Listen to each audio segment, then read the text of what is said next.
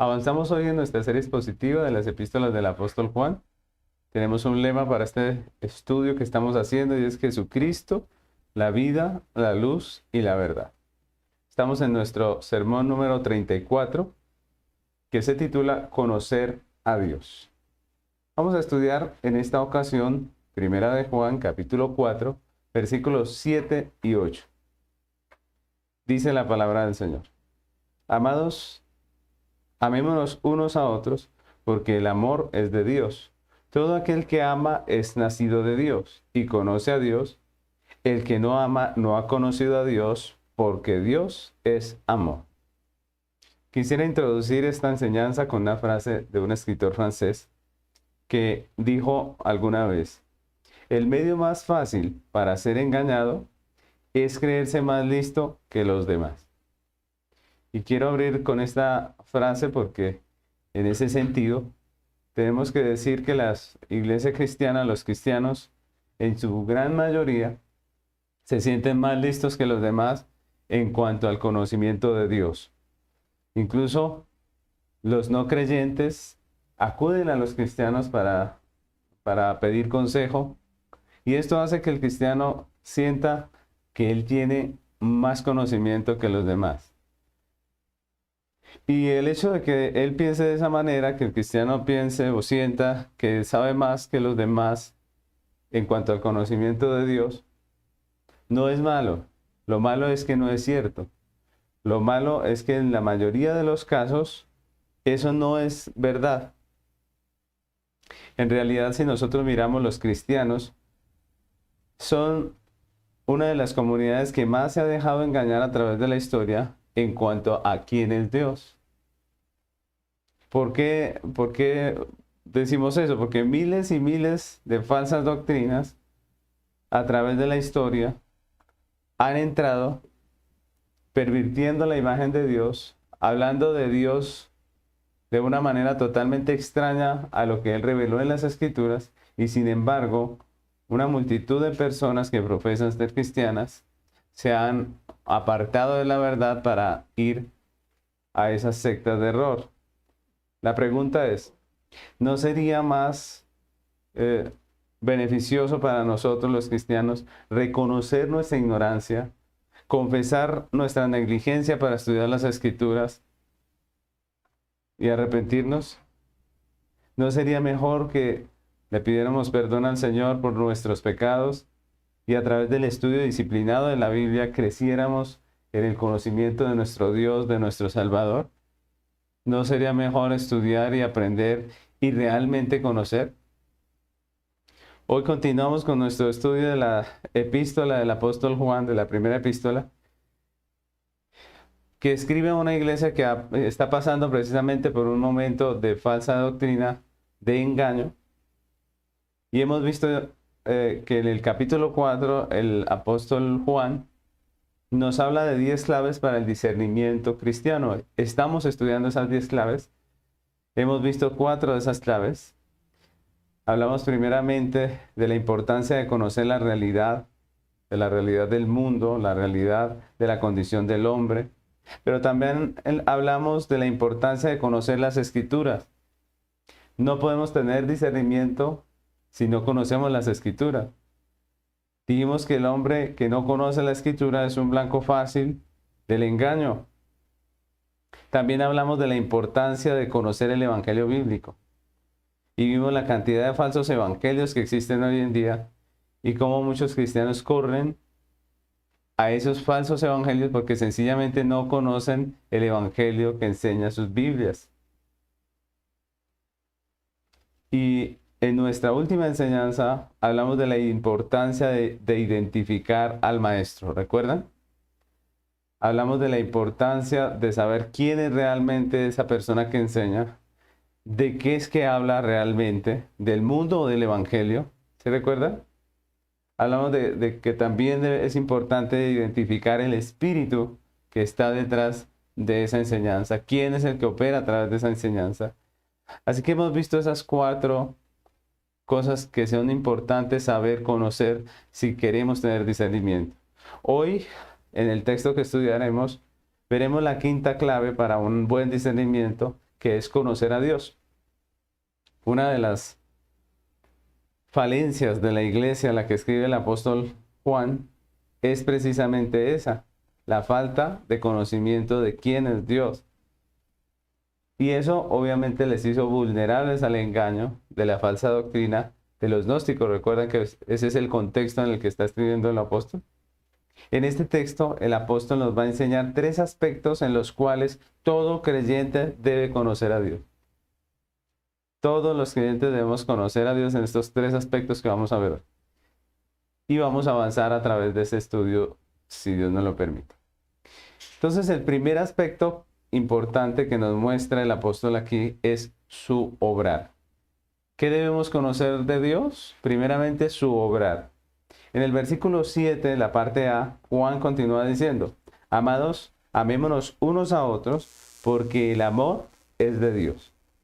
Y aquí el apóstol Juan va a empezar a hablarnos del amor. Y empieza de nuevo de una manera intencional con la palabra amados. Miren que como hemos visto que Juan continuamente usa la palabra amados, pero en este texto específico él lo usa de manera intencional para referirse a los creyentes. Con esta palabra Juan le recuerda a la iglesia que ellos no solo saben del tema que les está hablando, que es el amor, sino que ellos mismos lo han experimentado en sus vidas porque ellos han sido amados por Dios. Ellos han sido participantes del amor de Dios en Jesucristo. Y por eso empieza con esa palabra amados. Y enseguida, después de hablarles de su experiencia, de la experiencia de la iglesia, de ser amados por Dios, les habla de sus deberes, ¿no? Les habla de sus deberes de amar al prójimo. Les dice que si han conocido el amor de Dios, si han sido amados por Dios, pues ellos deben amarse los unos a los otros.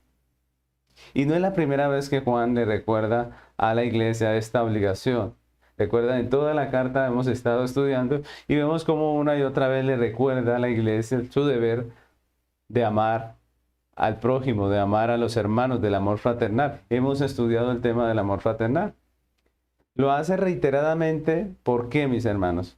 A causa de las divisiones, de las contiendas que se habían creado en la iglesia, que había causado la falsa doctrina de los gnósticos. ¿Recuerdan? Ellos entraron dividiendo, haciendo que unos rechazaran a los otros, trayendo divisiones los unos contra los otros, y por eso una y otra vez Juan reitera el mandamiento del amor fraternal.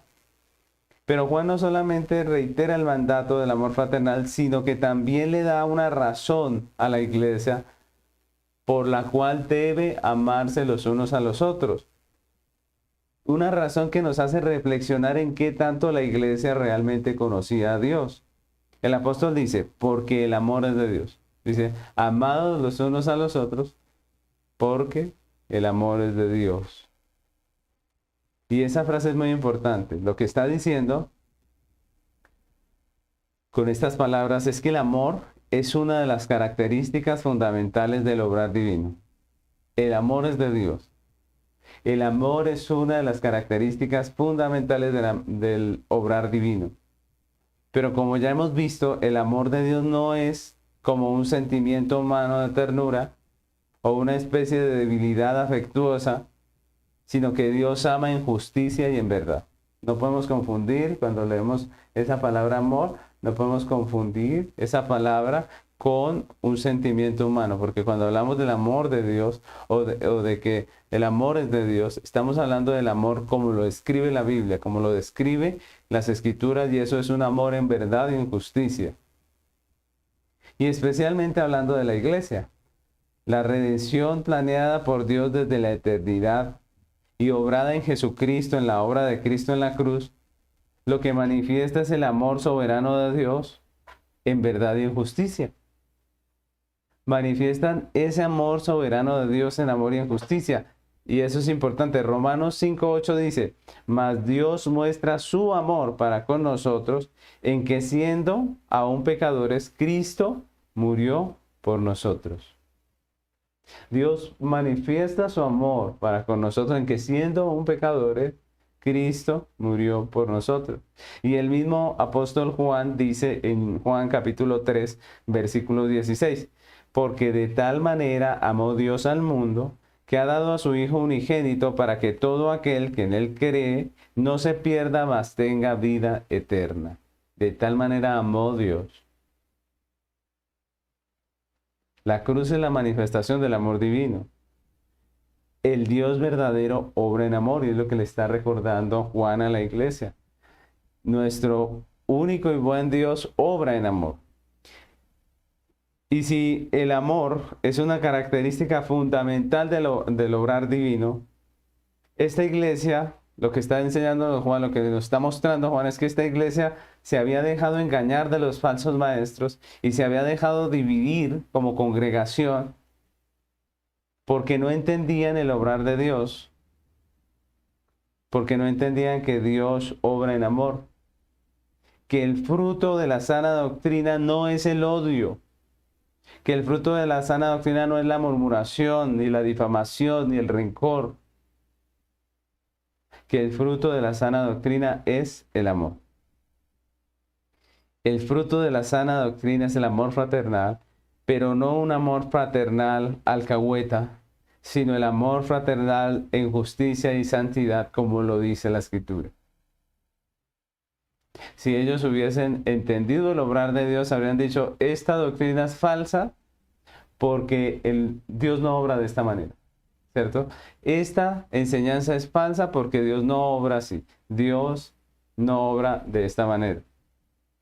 Cuando entendemos el obrar de Dios a través del estudio de las Escrituras, pues podemos discernir si una doctrina o una enseñanza es de Dios o no es de Dios. Solo cuando entendemos el obrar de Dios, si no entendemos el obrar de Dios a través del estudio de la Escritura, pues nos vamos a dejar engañar fácilmente. Ustedes recuerdan Jesús en Mateo 23, habla en contra de la doctrina de los fariseos. Miren lo que dice a los fariseos, Mateo 23. Hay de vosotros, escribas y fariseos hipócritas, porque diezmáis la menta y el eneldo y el comino, y dejáis lo más importante de la ley, la justicia, la misericordia y la fe. Esto era necesario hacer sin dejar de hacer aquello. Miren que el Señor les amonesta, ¿no? Jesús nos muestra que la secta de los fariseos hacía un énfasis meticuloso en leyes externas, en leyes que los demás podían verlos cumplir, ¿cierto? Como el diezmo. Pero eran en realidad injustos, eran en realidad inmisericordios, no tenían misericordia, eran en realidad hipócritas, como dice Jesús. Y así no es la obra de Dios. Por eso Jesús dice, fariseos hipócritas. Porque Dios no obra de esa manera. Dios no obra como los fariseos. Dios no hace un énfasis en lo externo. No, Dios ama la misericordia. Dios ama la justicia. Y la pregunta es, ¿cuántos cristianos hoy en día parecen a los fariseos? Que pueden decir que diezman, que pueden decir que van a una congregación, que cantan, pero que la vida real de ellos es injusticia, es falta de misericordia. Y eso nos tiene que hacer reflexionar. Es hipocresía muchas veces. Esto nos tiene que hacer pensar porque nosotros, los creyentes, hemos sido llamados a tener una fe viva y verdadera, una fe real.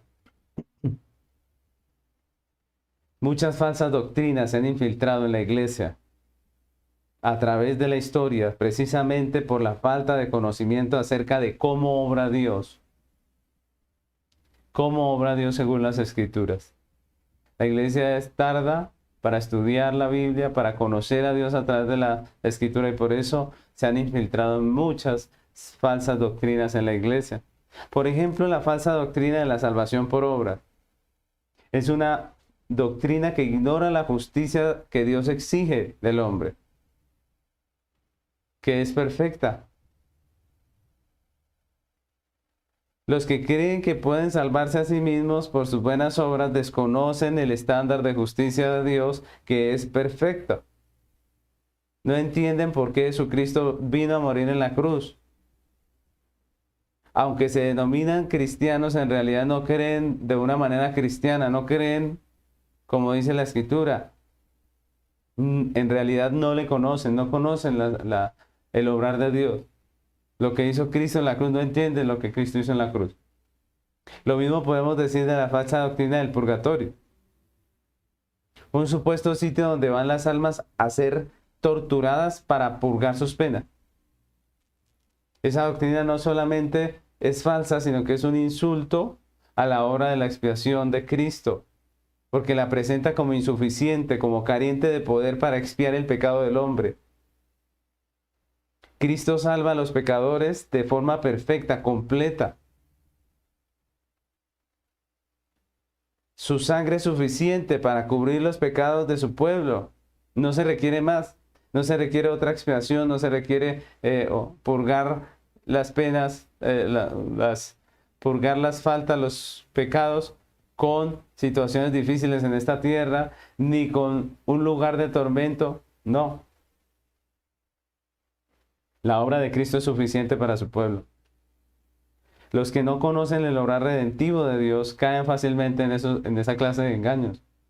Caen fácilmente en toda esta estratagemas de hombres que en muchos casos las usan para lucrarse.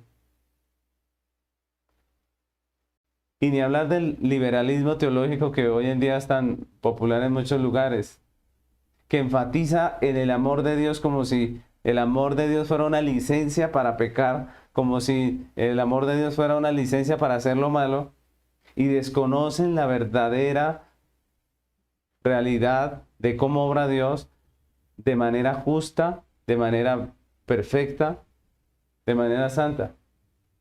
Desconocen la verdad absoluta de Dios y su justicia. Cuando no conocemos el obrar de Dios, no podemos identificar si lo que estamos escuchando es o no real, es o no palabra de Dios. Al igual que con el caso de la iglesia a la que Juan escribe esta carta, quien no conoce el obrar de Dios es fácil presa del engaño. Quien no conoce el obrar de Dios es fácil presa del engaño. Y eso nos debe quedar claro en esta enseñanza. El apóstol Pablo amonesta a la iglesia de los Corintios porque desconoce el obrar de Dios en la redención. Y como lo desconocían, habían llegado a creer la falsa enseñanza de que los muertos no resucitan. Y eso está en 1 Corintios capítulo 15, versículo 32. El apóstol Pablo también amonestó a su iglesia por esta realidad. 1 Corintios 15, 32 al 34 dice: si como hombre batallé en Éfeso contra fieras, ¿qué aprovecha si los muertos no resucitan? Comamos y bebamos, porque mañana moriremos. No erréis, las malas conversaciones corrompen las buenas costumbres. Velad debidamente y no pequéis, porque algunos no conocen a Dios. Para vergüenza vuestra lo digo. Miren cómo Pablo amonesta a esta iglesia. No conocían el obrar de Dios y habían llegado a creer una falsa doctrina, que los muertos no resucitan. Desafortunadamente hoy también tenemos que decir que gran parte de la iglesia que se denomina cristiana se está dejando engañar porque no conocen el obrar de Dios. Solo con un claro entendimiento del obrar de Dios podemos discernir si una doctrina es o no es de Dios. Si una enseñanza que estamos escuchando es o no es de Dios. Debemos aprender a conocer el obrar de Dios y solamente lo podemos hacer a través del estudio disciplinado de las Sagradas Escrituras. Pero vamos a pasar a nuestro segundo punto. El primero hablamos del obrar de Dios, pero lo segundo que el cristiano debe conocer y debe tener claro es la salvación de Dios. Estamos hablando de conocer a Dios, debemos conocer su obrar, pero también debemos conocer su salvación. Y muchos de estos cristianos a los que escribe el apóstol, pues sencillamente no conocían la salvación de Dios. En el versículo 7, la parte B, Juan continúa diciendo: todo aquel que ama es nacido de Dios y conoce a Dios. Todo aquel que ama es nacido de Dios y conoce a Dios. Y aquí Juan continúa hablándonos del amor, esta vez como el fruto de una verdadera conversión. El fruto de una verdadera conversión es el amor, lo que está diciendo aquí Juan. El apóstol nos recuerda lo que ya antes nos había enseñado. Si ustedes recuerdan enseñanzas anteriores, él nos había explicado a través de lo que leímos y estudiamos de las Escrituras, que el amor fraternal es una característica del verdadero creyente. Hemos aprendido que el amor no es una característica natural del hombre pecador. No es natural en el pecador porque el pecador, cuando Adán pecó, dice la Biblia que el pecado entró en su corazón y con el pecado la muerte, y vino ese pecado a morar en su corazón y para él no es natural el amor. Hemos aprendido eso, que el amor no es una característica del pecador. Por eso, si existe un verdadero amor fraternal en el corazón de un hombre, es porque algo ha ocurrido. Si realmente hay amor fraternal en el corazón de alguien, es porque algo pasó. ¿Qué será ese algo? ¿Cuál será esa razón? La razón es que un hombre puede tener verdadero amor solamente por la gracia de Dios, porque Dios lo ha salvado, porque Dios lo ha redimido, porque es una nueva criatura, porque ha nacido de nuevo, como dice Juan, ¿cierto? El que ama es nacido de Dios, dice. El que ama es nacido de Dios. Y esa es una verdad que Juan nos está recordando aquí. Todo aquel que ama es nacido de Dios. Y Juan lo explica con una frase interesante. Y él dice que esa persona ama porque ha nacido de nuevo, porque conoce a Dios. Otra vez esa palabra, conocer a Dios. Y esta expresión es interesante porque cuando la usa el apóstol, no se refiere simplemente a que alguien ha oído hablar de Dios, o que alguien entiende el concepto de qué es Dios o quién es Dios. No, sino que habla de una persona que ha sido salvada por Dios. Muchas veces cuando Juan usa esta expresión, habla de una persona cristiana que ha sido salvada por Dios. Juan está hablando del conocimiento de Dios que tiene una persona que ha experimentado en su vida la salvación, que ha experimentado en su vida el obrar de Dios para salvación. El hombre conoce verdaderamente a Dios cuando Dios le salva en la regeneración. Y eso nos lo recuerda Hebreos capítulo 8, versículos 10 y 11, que dice: por lo cual este es el pacto que haré con la casa de Israel después de aquellos días, dice el Señor. Pondré mis leyes en la mente de ellos y sobre su corazón las escribiré. Y seré a ellos por Dios y ellos me serán a mí por pueblo. Y ninguno enseñará a su prójimo, ni ninguno a su hermano diciendo, conoce al Señor, porque todos me conocerán desde el menor hasta el mayor de ellos. Miren cómo aquí empieza hablándonos de la regeneración en Hebreos 8:10 y termina hablándonos del conocimiento de Dios. Si Dios nos salvó, podemos decir que tenemos la experiencia de conocerle de manera salvadora. Y en la iglesia a la que Juan escribe, muchos cristianos se habían apartado de la verdad para seguir el engaño de los falsos maestros, y otros habían seguido firmes en la verdad. Habían esos dos grupos. Unos se habían apartado tras la enseñanza de los falsos maestros y otros estaban firmes en la verdad. Y Juan es enfático en dar la razón. ¿Cuál es la razón? ¿Por qué unos se apartaron tras el engaño y otros se mantuvieron firmes?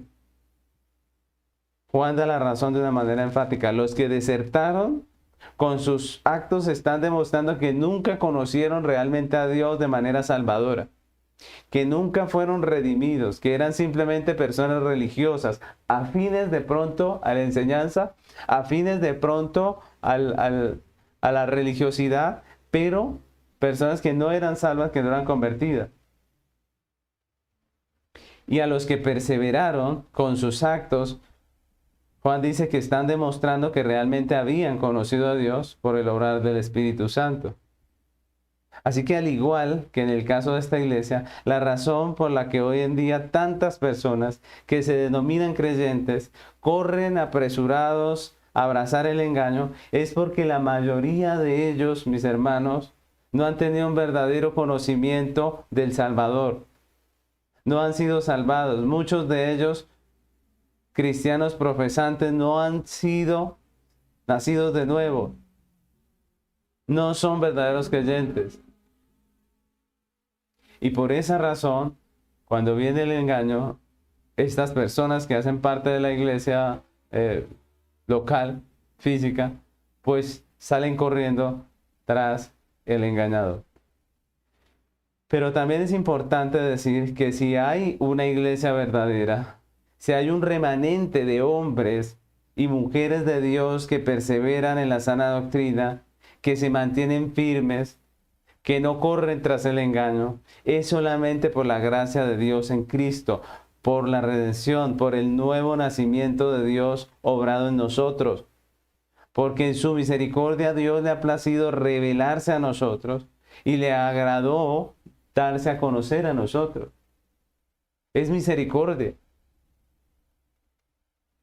Los que se apartan tras el engaño lo hacen porque son pecadores, porque no han nacido de nuevo, porque siguen en el engaño de su corazón. Pero los que permanecemos firmes en la verdad lo hacemos solo por la gracia de Cristo. No hay gloria para nosotros. Es por la gracia de Cristo, es por el obrar de Dios que le ha placido darse a conocer a nosotros, revelarse a nosotros. El impío religioso no puede ver la diferencia entre la falsa y la sana doctrina. No puede hacer esa diferencia. Y finalmente es arrastrado por el error y por sus propios pecados y concupiscencias que hay en su corazón. Porque la falsa doctrina es afín al corazón no regenerado. Segunda Timoteo 3:6 dice, porque de estos son los que se meten en las casas y llevan cautivas a las mujercillas cargadas de pecado, arrastradas por diversas concupiscencias. Está hablando de los falsos maestros. ¿Quiénes se dejan engañar? Los que son arrastrados por sus concupiscencias. Falsos maestros y engañadores perversos siempre hay, siempre. En toda la historia ha habido falsos maestros y engañadores. Pero también siempre hay falsos cristianos que son pecadores dispuestos a seguir su inmoralidad, sus errores, sus falsedades.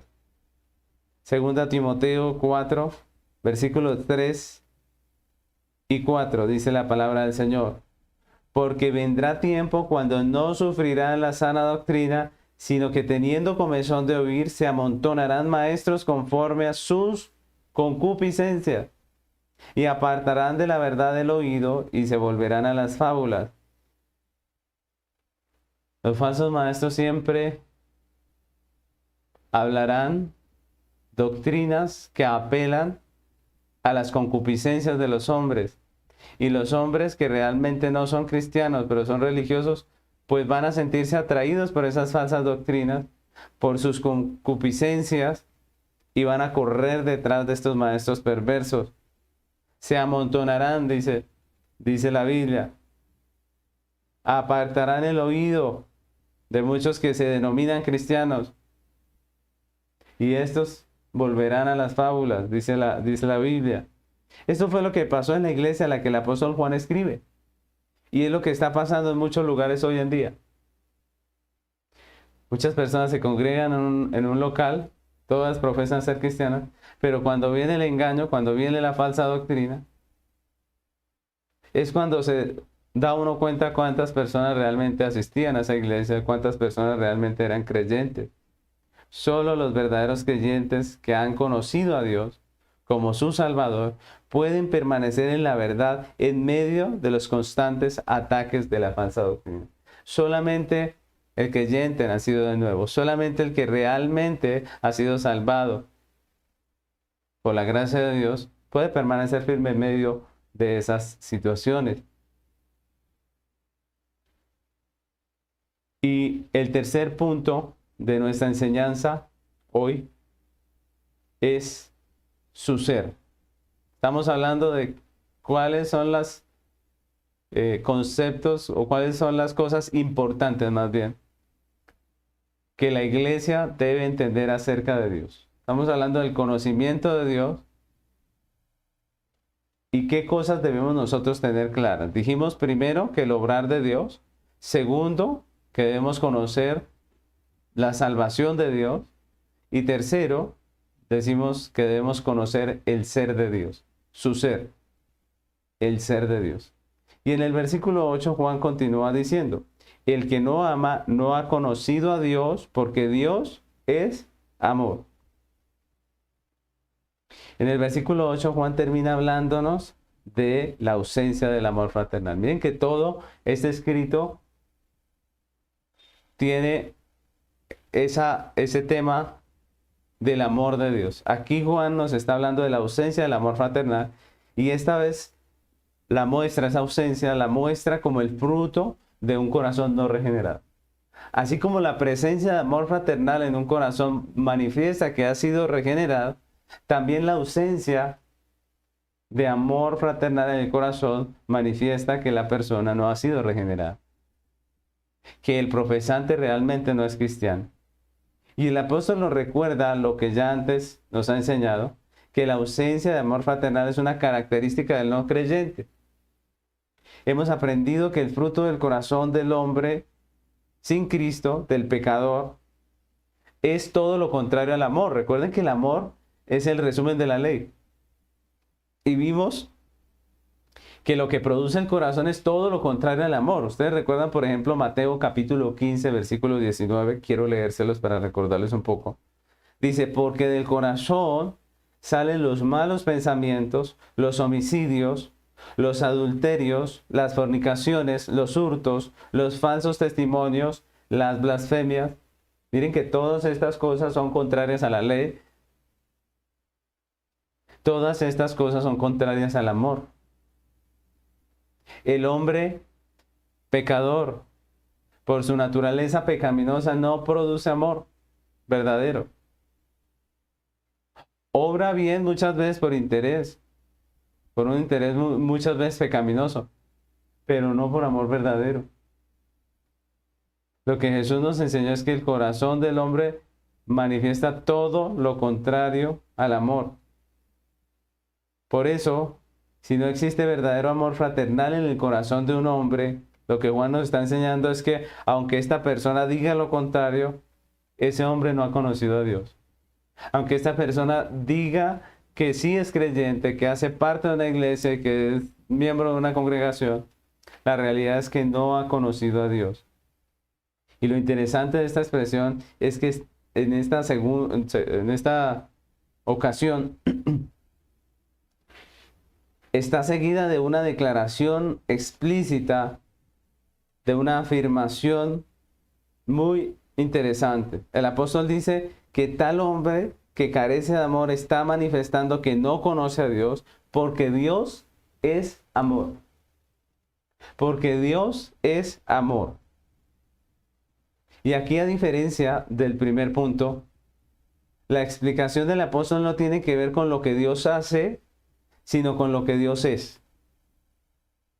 El que no ama, dice Juan, demuestra que no conoce a Dios, demuestra que no conoce quién es Dios. Y lo que les está recordando con estas palabras el apóstol Juan a la iglesia es que el amor es uno de los muchos atributos de la deidad. El amor es una de sus perfecciones. Es más, la Biblia enseña no solo que Dios tiene amor, que Dios posee ese atributo, sino que también afirma que Dios es amor. Dios es amor. Nos está hablando del ser. Dios es amor. Él es la fuente misma del amor. Si una enseñanza es realmente de Dios, debería manifestar su carácter. Es lo que nos está enseñando Juan. Si una enseñanza realmente es de Dios, debería manifestar el carácter de Dios. Y eso debe ser un principio fundamental para el discernimiento cristiano. Una enseñanza que realmente es de Dios manifiesta su carácter, manifiesta sus atributos y debería lograr los propósitos de Dios. Una enseñanza que es de Dios debe lograr los propósitos de Dios. No los propósitos del predicador, sino los propósitos de Dios. Los falsos maestros gnósticos que difundían herejía, que incitaban a a la vida inmoral, que causaban divisiones, contiendas y disensiones entre los creyentes, estaban demostrando que no conocían quién es Dios. Y por lo tanto, que su enseñanza tampoco era de Dios. Que lo que ellos enseñaban no era realmente de Dios. Y parte del problema de la iglesia, de esa iglesia a la que escribe Juan, era que los creyentes tampoco tenían un claro conocimiento del ser de Dios. Ellos no tenían un claro conocimiento de quién era Dios y eso les hacía vulnerables al engaño. Cuanto más nosotros conozcamos quién es Dios a través de su palabra revelada, más podremos discernir si una enseñanza o una doctrina es de Dios o no lo es. Si no conocemos a Dios, no podremos. Si no conocemos el carácter de Dios, sus atributos, si no conocemos cómo hacer, nos van a engañar. Quien no conoce a Dios y a sus atributos a través del estudio de las Sagradas Escrituras, es fácil presa del engaño. Tenemos que estudiar la palabra, tenemos que ir a la Biblia, tenemos que congregarnos. Mire, un cristiano que no se congrega no crece. Tenemos que alimentarnos de la bendita enseñanza de la palabra de Dios. Tenemos que dedicar tiempo a nuestra vida cristiana. Nuestros hijos deben tener tiempo de crecimiento diario con Dios, leyendo las Escrituras. Mis hermanos, no esperemos un milagro en nuestros hijos, de que ellos de un momento a otro queden llenos del conocimiento de Dios. No, todos nosotros tenemos que tener un devocional, tener un tiempo de conocimiento diario de Dios. Todos nosotros debemos congregarnos. Como cristianos debemos avanzar en el conocimiento de Dios, porque solamente así podremos crecer y podremos tener discernimiento. Efesios capítulo 4, versículo 11. Quiero leer hasta el 16, dice la palabra del Señor. Y Él mismo constituyó a unos apóstoles, a otros profetas, a otros evangelistas y a otros pastores y maestros. Miren el ministerio pastoral y de enseñanza. ¿Para qué? Dice, a fin de perfeccionar a los santos para la obra del ministerio. A fin de perfeccionar a los santos para la obra del ministerio, para la edificación del cuerpo de Cristo. ¿Para qué constituyó Dios pastores, predicadores? Para la obra del ministerio, para la edificación del cuerpo de Cristo. Dios ha dado pastores, Dios da enseñanzas. Tenemos las iglesias, tenemos seminarios, instituto bíblico. Aprovechemos, crezcamos como creyentes. ¿Y hasta cuándo? ¿Hasta cuándo debemos estudiar? ¿Hasta cuándo debemos edificarnos? Dice, hasta que todos lleguemos a la unidad de la fe y del conocimiento de Dios, a un varón perfecto a la medida de la estatura de la plenitud de Cristo. Es decir, hasta que Cristo nos lleve de aquí. Hasta que estemos plenos en Dios. Hasta allí debemos prepararnos todos los días. Los creyentes debemos crecer en nuestra vida espiritual. Todos los días, jóvenes, aparten un tiempo para leer las Escrituras. Crezcan como creyentes. Dice, para que ya no seamos niños fluctuantes, llevados por doquiera de todo viento de doctrina por estratagema de hombres, que para engañar emplean con astucia las artimañas del error. Para que no seamos niños, para que no seamos inmaduros, sino que siguiendo la verdad del amor crezcamos en todo, en aquel que es la cabeza, esto es Cristo, de quien todo el cuerpo bien concertado y unido entre sí por todas las coyunturas que se juntan mutuamente según la actividad propia de cada miembro, reciba su crecimiento para ir edificándose en amor. Mis hermanos, se espera que todos los creyentes crezcamos en el conocimiento de Dios, de quién es Él. Todos los creyentes, no el pastor solamente, no los líderes, no solamente los ancianos, los diáconos, no. Se espera que todos nosotros crezcamos en el conocimiento de Dios, para que ya no seamos niños fluctuantes, no seamos inmaduros. No seamos de los que corren detrás de cualquier viento de doctrina, sino que seamos creyentes maduros, que podamos ser columnas de la iglesia del Señor, que podamos ser personas a través de las cuales Dios salve a otros hombres, a otras mujeres, que podamos ser de ayuda para las nuevas generaciones, que podamos servir. Miren que se espera de todo creyente que crezcamos, no solamente de los que están en cierto oficio en la iglesia o cierto lugar de liderazgo. Muchas falsas doctrinas se han infiltrado en la iglesia cristiana a través de la historia, precisamente por falta de conocimiento de quién es Dios. No solamente del obrar de Dios, como vimos en el primer punto, sino también de quién es Dios, quién es Él. Y es desafortunado que sea la iglesia en muchas ocasiones la que menos conoce quién es Dios. Y alguno podría decir, no, pastor, eso no es así. Pero es la realidad. Si no fuera así, ¿cómo es que tantas falsas doctrinas crecen y crecen y crecen y se llenan de cristianos muchas veces que salen de iglesias bíblicas? Solo hay una explicación, porque ellos nunca conocieron a Dios, nunca conocieron quién es Dios, nunca se dieron al estudio bíblico. Y una persona que es cristiana puede ser engañada por un tiempo, que verdaderamente es cristiana, por su falta de estudio, por su negligencia en el estudio de la Escritura, puede ser engañada. Finalmente, si es de Dios, pues finalmente se arrepentirá y volverá y enderezará sus pasos. Pero muchos viven en un engaño terrible por la pereza de no estudiar las Escrituras. Muchas falsas doctrinas hoy en día están en medio de las iglesias, precisamente porque la iglesia es perezosa en estudiar las Escrituras, porque la iglesia no ha entendido quién es Dios a través del estudio disciplinado de la palabra de Dios. Hay muchas falsas doctrinas hoy en día y nosotros podríamos hablar de muchas, pero quiero dar algunos ejemplos. Por ejemplo, la guerra espiritual que hoy en día se enseña en muchas iglesias. Esa es una doctrina contraria a lo que la Biblia enseña acerca de quién es Dios. Es una doctrina que va totalmente en contravía de lo que la Biblia revela acerca de quién es Dios. Esa enseñanza desconoce la supremacía, la soberanía, el poder de Dios y pone a Satanás al mismo nivel de Dios. Y eso obviamente es falso. Presenta una guerra entre Dios y Satanás como iguales, en donde algunas veces en ese cuento de la guerra espiritual de hoy en día de muchas congregaciones, en algunas ocasiones el que gana es el enemigo. Y esto no solamente es falso, no solamente es contrario a la verdad, sino que también es una blasfemia.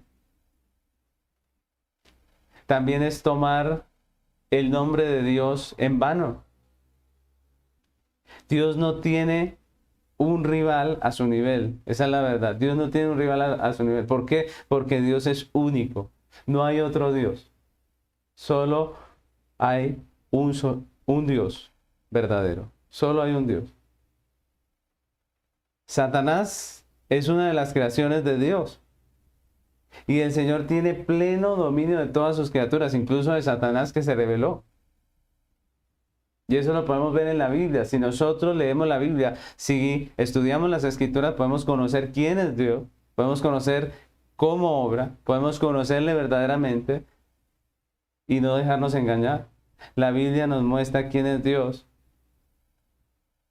Y esa falsa doctrina de la guerra espiritual, como la están enseñando hoy en día, pues es una blasfemia contra el Dios Santo, contra el Dios Todopoderoso. Satanás es apenas una creación de Dios y Dios tiene dominio sobre Satanás. Ustedes recuerden, por ejemplo, el libro de Job, que nos muestra a Satanás yendo a donde está Dios y pidiendo permiso para orar, para poder hacer. Pidiendo que Dios le diera la autorización de hacer lo que quería hacer. La Biblia sí presenta una guerra espiritual. Sí presenta realmente una guerra espiritual. No podemos decir que no hay guerra espiritual, porque la Biblia nos muestra una guerra espiritual. Pero esa guerra no es como la pintan hoy en día, sino que es una guerra por la verdad. Y no tiene que ver con destruir los demonios, sino que tiene que ver con derribar los argumentos del engaño a través de la espada del Espíritu, que es la palabra de Dios. A través de la exposición de la verdad podemos derribar el engaño, derribar todo argumento que se levanta contra el conocimiento de Dios, dice la Biblia. No hemos sido llamados a destruir todos los demonios. No hemos sido llamados a quitarle la cabeza a Satanás.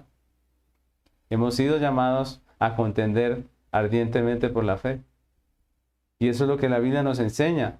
Esa es la batalla que estamos librando. Los creyentes que no conocen la supremacía, la soberanía y el poder de Dios, pues fácilmente se dejan engañar por estas personas y viven un cristianismo místico, centrado en Satanás. Si ustedes se dan cuenta, estas personas que creen de esa manera, viven enfocados en Satanás. Se levantan en la mañana no agradeciendo a Dios por su soberanía, por su poder, por el cuidado que Él tiene de su iglesia, sino se levantan reprendiendo al diablo para que nada malo les pase. No necesitamos reprender al diablo, necesitamos invocar a Dios y decir, Señor, ayúdanos, guárdanos, como dice el Padre Nuestro. Padre Nuestro, ¿qué dice? Y reprendemos todos los demonios. No, dice Señor, líbranos del maligno. Así dice el Padre Nuestro. Recuerden, esa es la oración con la que Jesús nos enseñó a orar. Y ustedes vean que dentro de la oración que nos enseñó Jesús, Él no se pone a reprender. En la oración que nos enseña Jesús, Él dice, Señor, y líbranos del mal. No nos metas en tentación y líbranos del maligno. Del mal, dice, pero también se puede traducir el maligno. Líbranos del maligno. Señor, solo tú nos puedes librar. La realidad es que hoy en día hay muchos engaños, mis hermanos, que la gente cree, que la gente asume, que muchos cristianos toman como si fueran ciertos por una sola y sencilla razón. La mayoría de estas personas no conoce quién es Dios, no conoce el ser de Dios, no conoce sus atributos. Y yo les hago un llamado, mis hermanos, porque como iglesia tenemos una responsabilidad de crecer. Esa responsabilidad es para todos y tiene que ver con la iglesia. Si todos nosotros crecemos en el conocimiento de Dios, vamos a ser cristianos fuertes, maduros. La iglesia se va a mantener firme, no vamos a tener una división como la que sufrió la iglesia a la que escribe Juan. Vamos a tener fortaleza porque somos creyentes que cumplen con su deber de estudiar las Escrituras y crecer en el conocimiento de Dios. Pero si no estudiamos las Escrituras, estamos creciendo como una generación de cristianos débiles. Si nuestros hijos no conocen las Escrituras, ellos van a ir a la universidad y en la universidad seguramente van a desistir de la iglesia. Van a ser atacados por una cantidad de corrientes ideológicas contrarias a la fe. Van a ser atacados por todas esas ideologías que dicen, que aseguran que Dios no existe, que venimos del mico, que somos resultados de la casualidad de una explosión. Si nosotros no hacemos nuestro papel como padres, pues vamos a tener dificultad con nuestros hijos. Animemos a nuestros hijos al estudio bíblico. Démosles ejemplo todos los días estudiando la palabra. Hagamos devocional con ellos. Es importante. Está levantando una generación de jóvenes cristianos que no conocen a Dios. No conocen el carácter de Dios. No conocen sus atributos. Estamos levantando generaciones que no conocen a Dios. Y eso, obviamente, es una iglesia débil. Necesitamos como creyentes fortalecernos en la fe. Y así como ese engaño de la guerra espiritual como la presentan hoy,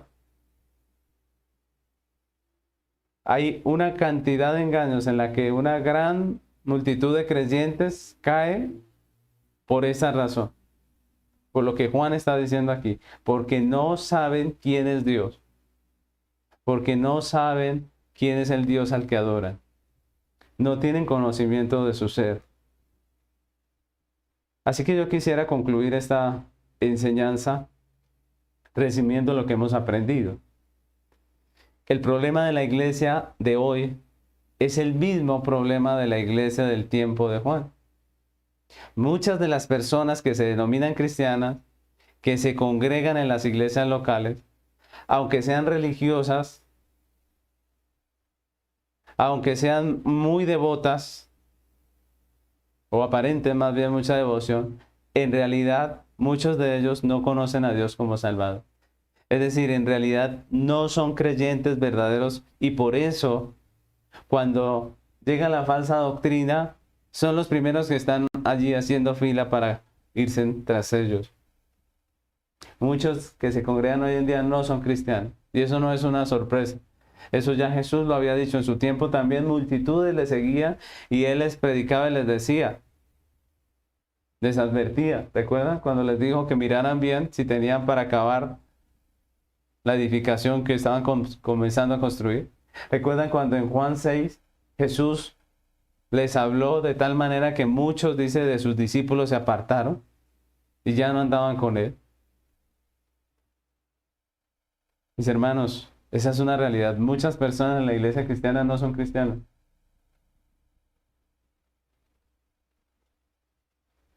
Y los demás cristianos, que en verdad sí lo son en las iglesias, que sí han conocido la salvación de Dios, muchos de ellos son perezosos y negligentes para estudiar las Escrituras. Entonces imagínense, muchos de los que se congregan en las iglesias no lo son, no son cristianos verdaderos. Y de los que se congregan, muchos son flojos, muchos son perezosos para estudiar las Escrituras. Y eso, obviamente, les hace vulnerables. No tienen un conocimiento claro de quién es Dios, de sus atributos, de su carácter. Y tampoco tienen idea de cómo obra Dios para poder discernir si lo que están escuchando es de Dios o no es de Dios. Y eso obviamente los hace propensos al engaño. Y por eso vemos tantas personas corriendo detrás de los falsos maestros que les hablan, les enseñan cosas acerca de Dios que no son bíblicas, que no están en la Biblia, pero que ellos creen porque sencillamente ignoran quién es el Dios al que dicen adorar. El llamado de Dios es muy claro, mis hermanos. A los que asisten a las iglesias por cualquier motivo o por cualquier interés ajeno a Dios y que no son verdaderos creyentes, Dios les llama hoy al arrepentimiento verdadero de sus pecados y a la fe en el Señor Jesucristo. De nada nos sirve ser religiosos, de nada nos sirve venir a una iglesia. Nadie es salvo por venir a la iglesia. Recuerden que salvación solamente en Cristo, en su obra redentora. Y el llamado de Dios es arrepentidos y creed en el Evangelio. No nos vamos a salvar por venir a la iglesia, por ser parte de una iglesia cristiana. Dios nos ha llamado a arrepentirnos y a creer en el Evangelio. Y a los que realmente son creyentes, mis hermanos, el llamado es a arrepentirse de su negligencia, a arrepentirse de su pereza y a crecer en el conocimiento de Dios a través del estudio constante y disciplinado de las Sagradas Escrituras. Como cristianos debemos crecer en el conocimiento de Dios. Una responsabilidad nuestra. Todos nosotros, se espera de todos nosotros que podamos crecer en el conocimiento de Dios. Se espera de todos nosotros que podamos crecer firmes en el conocimiento de Dios y a través de las Sagradas Escrituras. Debemos volver a la lectura bíblica. Debemos volver al estudio bíblico. Mis hermanos, aprovechemos las herramientas que Dios nos ha dado a través de los pastores y maestros en la iglesia y que nos van a ayudar a crecer en la fe. Aprovechémoslas para nosotros. Motivemos a nuestros hijos, a nuestros jóvenes a crecer en el conocimiento de Dios. Nuestros hijos están expuestos al mundo constantemente. La pregunta es cuánto del tiempo de un día nuestros hijos pequeñitos están siendo expuestos a las Sagradas Escrituras. Necesitamos crecer nosotros, pero también que nuestros hijos crezcan en el conocimiento de Dios. Así que el llamado del Señor es claro. Crezcamos en el conocimiento de Dios. Vamos a terminar este tiempo con oración. Pidámosle al Señor que nos ayude cada día, que nos perdone por nuestra negligencia, que nos perdone porque muchas veces nos interesa más el mundo y las cosas del mundo y no el bendito evangelio de nuestro Señor Jesucristo, no el crecimiento en la fe. Que nos ayude cada día, como dice el salmista, a amar su palabra, que su palabra sea como la miel a nuestra boca, que nosotros seamos hombres y mujeres comprometidas con el evangelio, que podamos dejar una generación fuerte y no una generación débil, que podamos dejar una generación que conoce a Dios, que conoce su obrar, que conoce su salvación, pero también que conoce el ser de Dios. Les invito a creer. Señor amado, queremos agradecerte hoy por este tiempo precioso de estudio bíblico. Gracias por tu palabra que siempre es oportuna, que siempre llega en el momento indicado. Queremos agradecer, Señor, porque en medio de nuestra negligencia, en medio de nuestro pecado, tú nos tienes paciencia, tú nos tienes misericordia y hoy, Señor, nos llaman la atención. Hoy tenemos que reconocer que eso que tú dices acerca de nosotros como pueblo de Dios es real, Señor. Las iglesias muchas veces están llenas de personas que no son creyentes, para las cuales te pedimos, Señor, que tú las convenzas, que les des arrepentimiento verdadero y que puedan verdaderamente seguirte.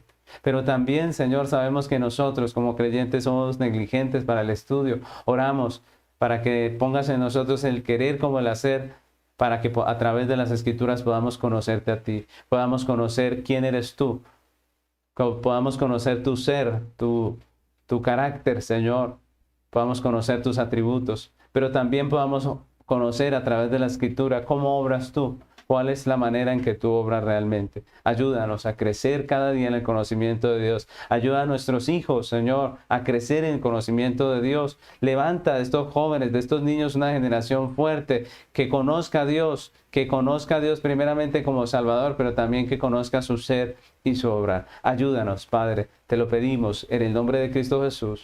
Amén.